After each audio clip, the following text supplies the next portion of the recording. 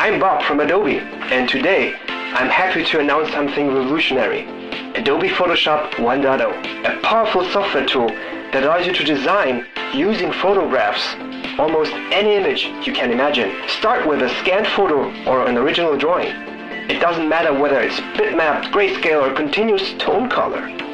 It comes on a modern storage system, 3.5-inch floppy disks. So after installation on this modern Macintosh computer machine, you have full access to all the tools in Photoshop. This software program allows you to do amazing things with photos.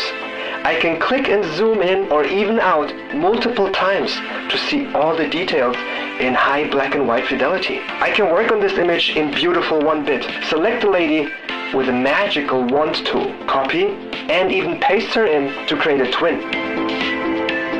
Or I can select this island in the background and just move it to the side to create a second island. There is even the option to add text to an image that you can customize in size and appearance.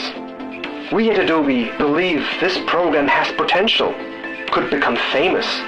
Maybe even one day it could do things magically, like adding parts to image areas that look so real you won't believe it. Some might call this future mumbo jumbo and voodoo, but honestly I believe it's going to be really good. Adobe Photoshop 1.0.